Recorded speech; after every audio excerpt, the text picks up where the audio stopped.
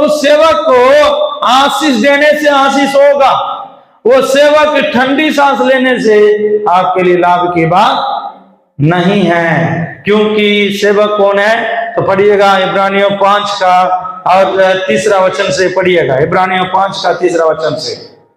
इसीलिए उसे जानने की जैसे लोगों के लिए वैसे ही अपने लिए भी पाप बलि चढ़ाएं। याजक के बारे में यहाँ पर बोल रहा है, आगे बढ़े बताइए, पढ़िए।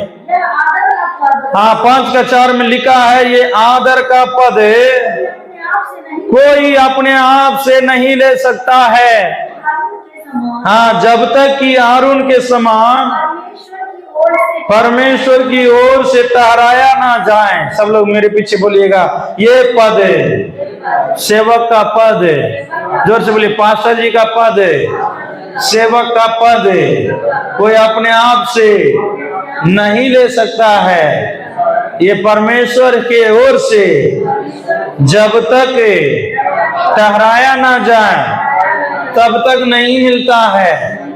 बोलो प्रभु यीशु मसीह की। चाहे सुशील पास्टर जी हो, संतोष पास्टर जी हो, दिलखुश पास्टर जी हो, चाहे कोई भी छोटा से बड़ा सेवक तक, समझ रहे ना, सेवक का पद अपने आप से नहीं मिलता है। परमेश्वर उनको विशेष रूप से बुलाया है, चुन लिया है, परमेश्वर ने उस पद को दिया है, तुम सेवक है। इसलिए जो है सेवक का पद कैसा पद है? आदर का पद। क्या लिखा वहां पर?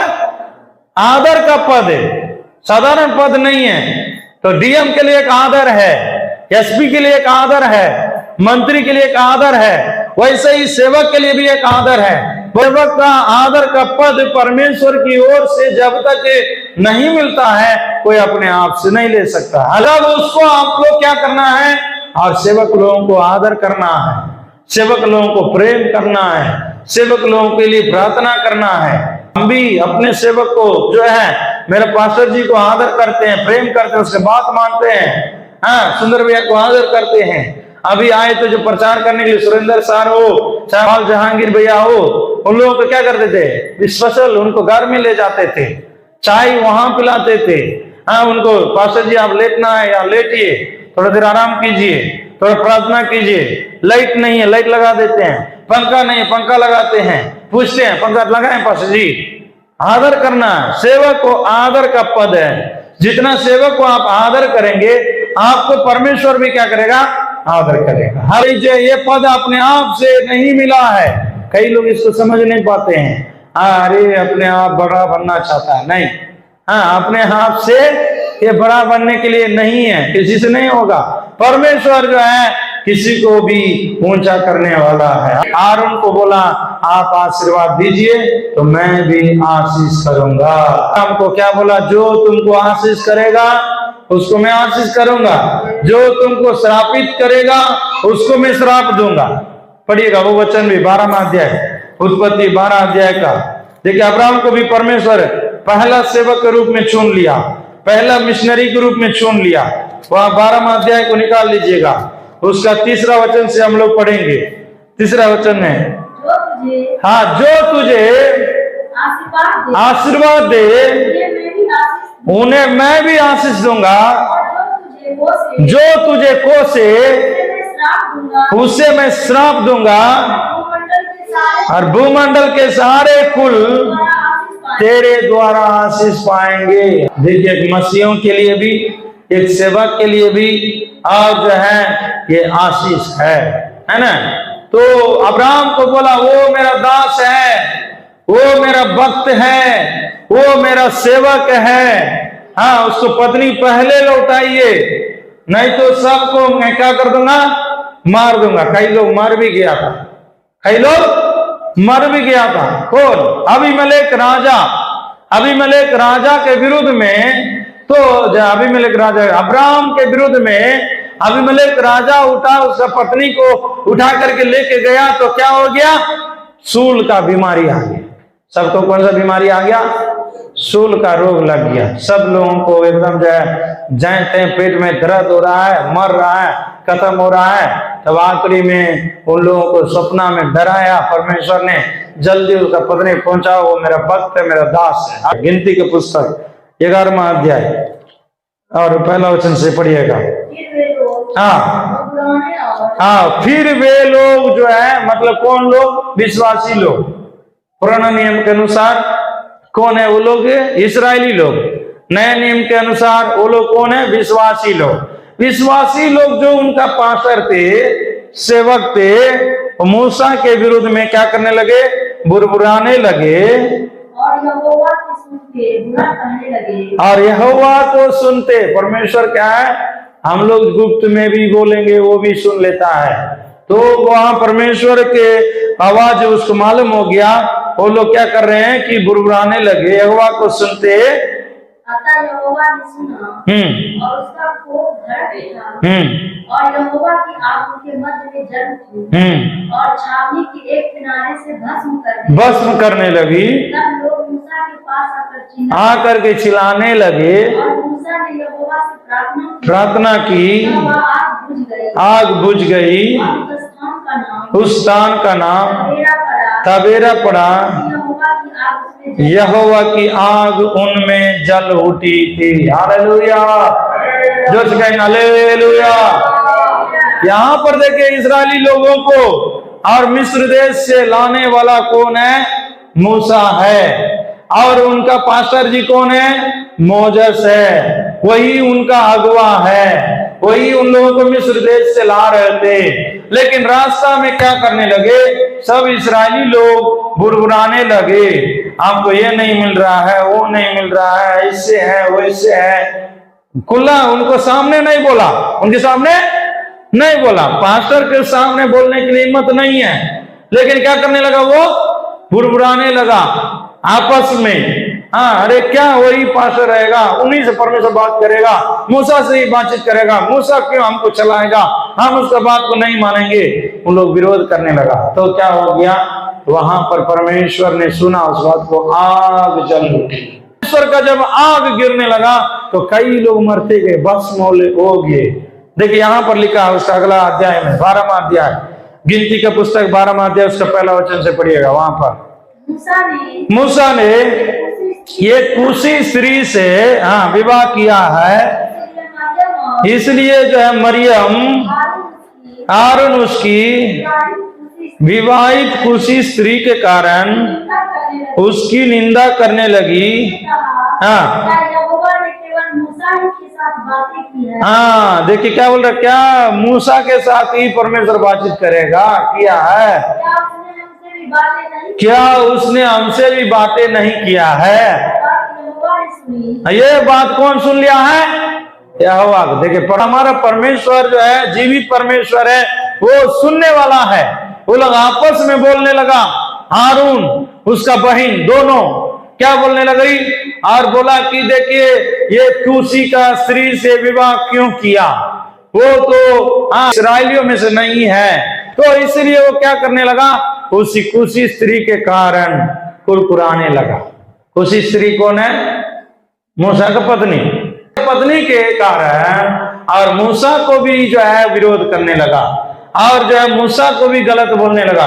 यहोवा ने सुन ली, यहोवा ने सुन ली। क्या हो गया? उनको आगे लिखा है पूरा, आप घर में भी जा करके पढ़ सकते हैं। अभी पढ़िएगा 9वां वचन 12 का 9 पढ़िएगा। तब परमेश्वर का कोप उन पर भड़का। किसके ऊपर? हारून के ऊपर, जबकि वो याजक है, और हारून का बहन के ऊपर मरियम है। कोप भड़का वह चला गया। तब बादल तंबू के ऊपर जब उठ गया, मरियम कोढ़ से हिम के समान श्वेत हो गई। क्या हो गया? कोढ़ लग गया। किसको कोढ़ लग गया? मरियम को। तो देखिए फिर भी उनके लिए कौन प्रार्थना किया? वही मूसा, जिसका वो लोग गलत बोल रहा था, जिसका पत्नी को वो लोग गलत बोल रहा था। सेवा का काम क्या है? तो कितना होगा, विश्वासी लोग कुछ भी बोलेगा फिर तो उनको जाना ही पड़ता है। हाँ, क्योंकि हम लोग भी परमेश्वर को डरना पड़ रहा है। हम लोग तुरंत जाके समझाएंगे, बताएंगे, प्रार्थना करेंगे। दूसरा लोग जाएगा नहीं जाएगा, किसी से लड़ाई हो जाता है दूसरा लोग नहीं जाता है। लेकिन सेवक लोग क्या करते हैं, जरूर जाएंगे। बोलो प्रभु यीशु मसीह की। देखिए वहां पर क्या है, मरियम ने और जो है मूसा के पत्नी के विरोध में बुरबुराने लगी और जो है वहां पर कुछ गलती बोलने लगी। यहोवा ने सुन लिया, तुरंत उनको जो है और गुस्सा आ गया, परमेश्वर का क्रोध बरका, तो क्या हो गया है, कोढ़ हो गया। मेरे प्रिय, हम लोग आशीष ही कमाना चाहिए। क्या कमाना चाहिए? विश्वासी लोग सेवक से आशीष ही कमाना चाहिए।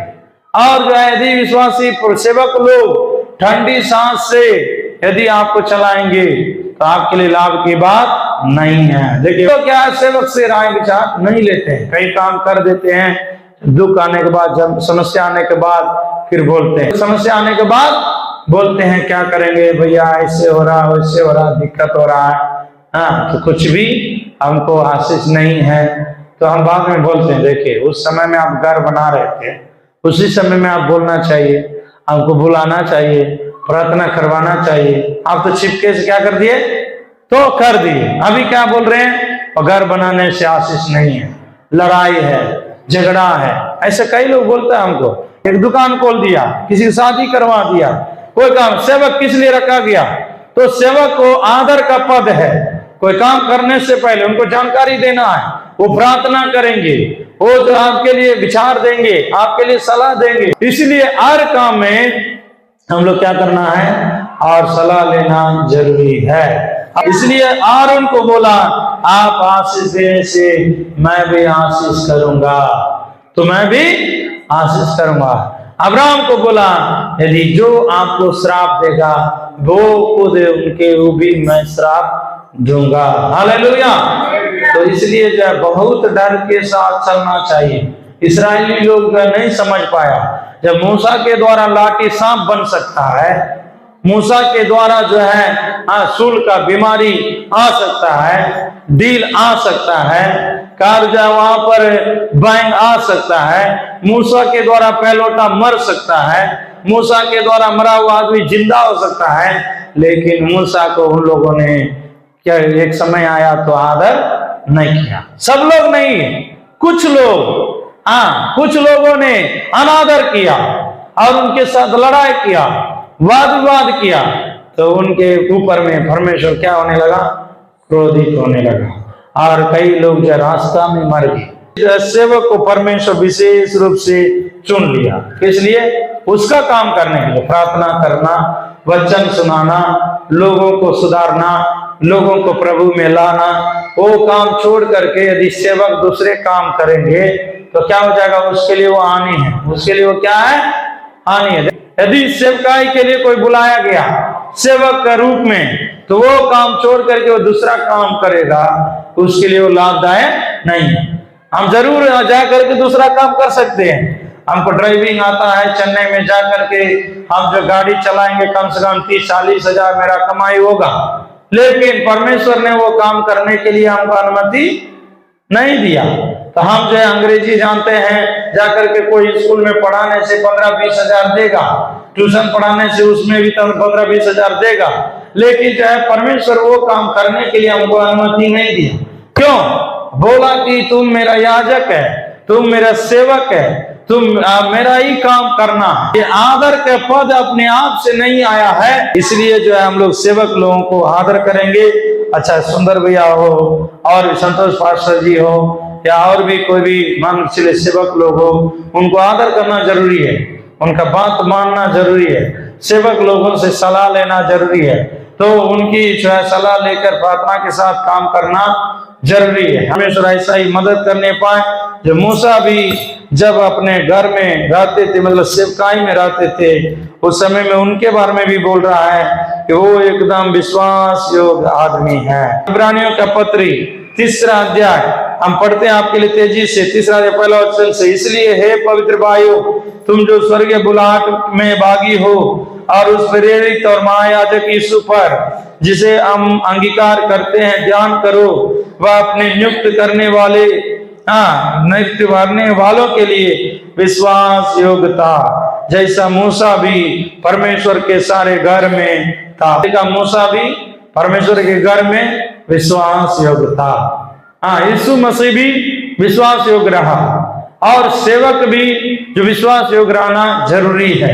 ना केवल आपकी शिक्षा है, हम लोग को भी शिक्षा है। परमेश्वर हम लोग के लिए भी बोला है, आप विश्वास योग्य रहिए। कई बार पैसा हमको लोग हाथ में देता है, हम पूछ लेते हैं, हम मेरे लिए दिया तो मेरे लिए रखते हैं, जो दशमांश के लिए दिया तो वो दशमांश में लिखते हैं। तो इसलिए जो है हम भी हिसाब करने के समय में सभी खर्चा हम ही करके लिखवाते हैं। तो हमको भी जो है विश्वास योग्य रहने से परमेश्वर और हमको आशीष करेगा। ना केवल आपको है, हमको भी शिक्षा है। परमेश्वर जो है मूसा प्रभु के घर में विश्वास योग्य रहा, वैसे ही सेवक प्रभु के काम में विश्वास योग्य रहना चाहिए।